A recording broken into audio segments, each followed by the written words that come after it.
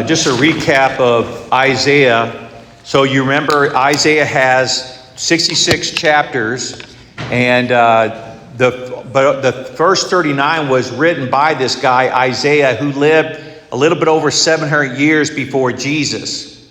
But then the next 26 chapters in Isaiah were written by his disciples 100 years and even 200 years after Isaiah died. That's how influential this guy was, and they just kept the compilation of these letters, and they applied it to the ongoing history situation that they were in. So here we are in 58. So what does that mean then, 200 years after Isaiah was dead, that these disciples wrote this letter? So what happened since Isaiah died was the temple that Solomon built in 950 BC was destroyed in 587 BC by the Babylonians. And then that and if you survived that onslaught, then you were exiled into the Babylonian Empire, which is predominantly a modern day Iraq to this day, modern day Iraq. But then 50 years after that, somewhere around 530 BC, the Persians rose, and they destroyed the Babylonian Empire, and it hasn't seen the light of day since. And then the Persians were like, somehow Cyrus the Great, the Persian kings, got wind that the Jerusalem and Israel is in shambles.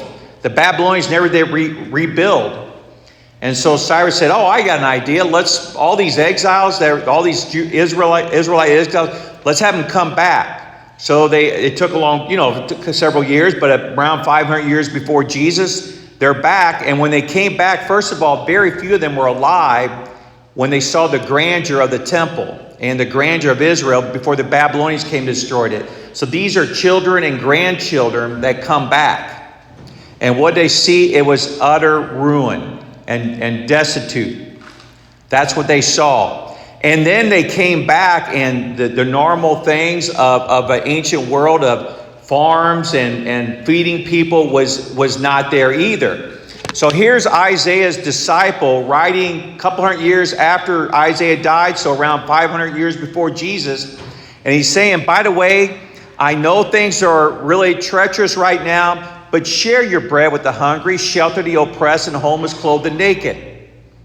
So these are the words of Isaiah's disciple to get people to say, don't be not afraid. Go ahead and help people. Stretch yourself.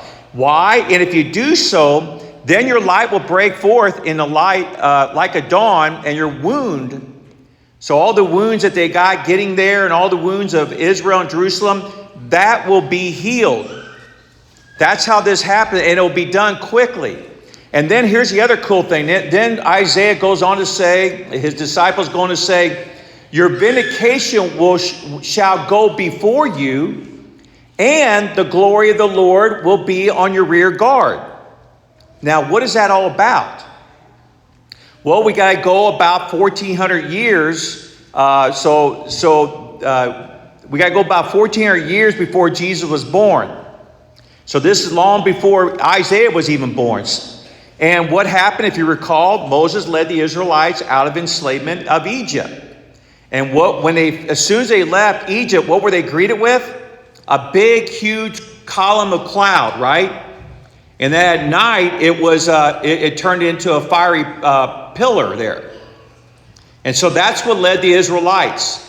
Now, so that fiery column was very important because it led them to their 40-year journey, this very dangerous journey into the promised land. But at times, though, this column of smoke and fire had to get behind them and protect them. Like, for example, when Pharaoh, after they left for a period of time, Pharaoh's like, that was a bad decision. Let's send out chariots and charioteers, and let's get them back, or let's flex our muscle and let's get them back. And then they were caught between the chariots, the Pharaoh's chariots, and the Dead Sea, or the Red Sea. So that column had to get behind them and separate them, the Israelites, from the Egyptian, and it protected them.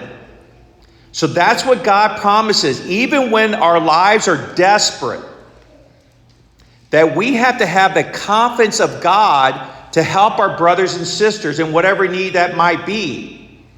And that's the beauty that we got to St. Vincent de Paul and other wonderful outreaches there.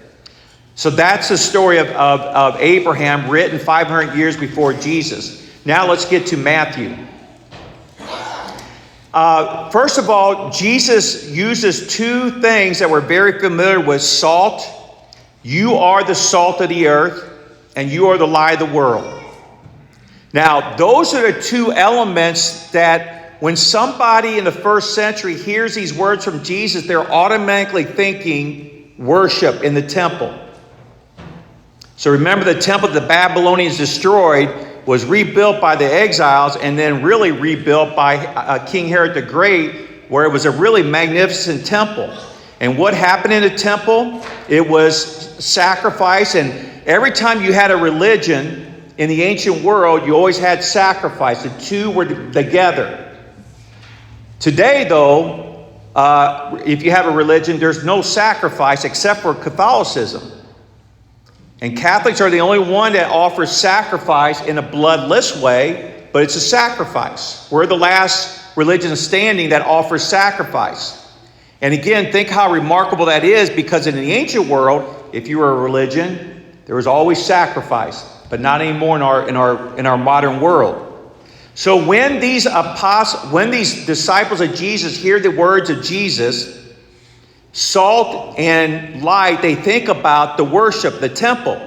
Because when you sacrifice something in the ancient world, how are you going to preserve the meat? But with salt.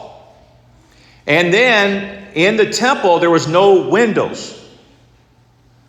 So if you had to go in there, you needed light. And we have menorahs that were in there, and then candlestand lights and lampstands. And this is all the imagery that Jesus is using.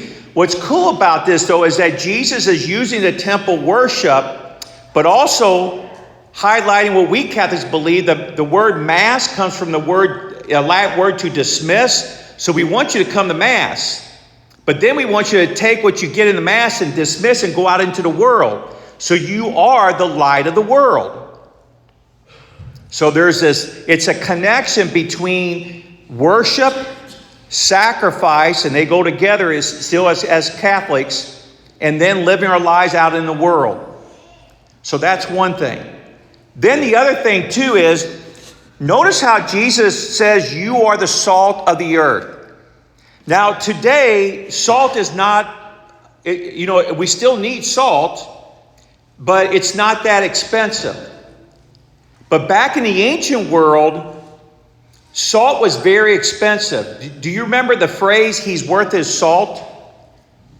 Do you know where that comes from? I didn't know until I looked it up yesterday.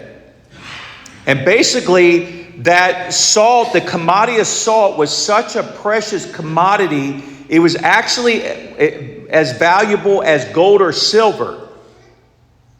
And in some cases, people would pay soldiers with salt.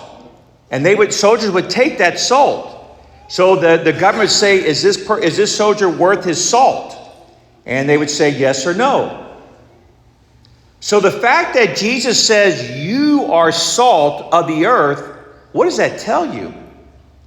That even though these people that are following Jesus around are really some of the lowly, they're poor, they're not great people that you're going to read about in history books, they're not rich, but yet Jesus is telling them you are salt of the earth. You are valuable.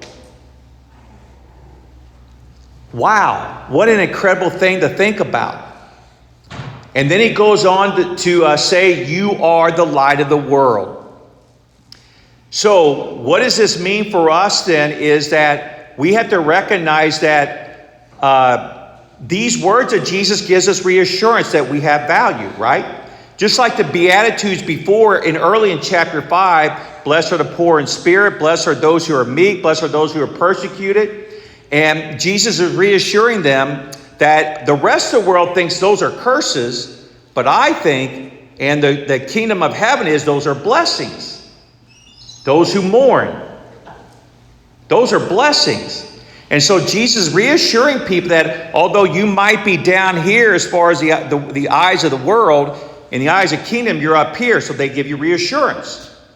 At the same time, though, they challenge you that just because you're blessed and you're poor in spirit doesn't get you off the hook. You need to go out there and do your thing.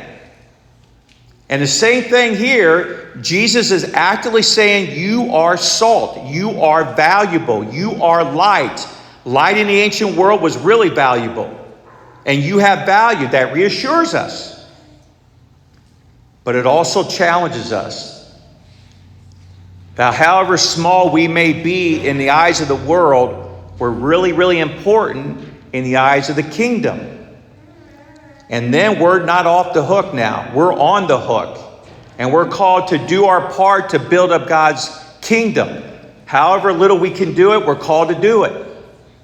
And of course, we know that we can't do it without God's graces. And then we also know that we get God's graces in abundance through the Eucharist. The worship and living are together. The worship and sacrifice are together. So what does that tell us when we go out in those doors? We're called to offer sacrifice again. Let's continue to recognize our important status as baptized children of God.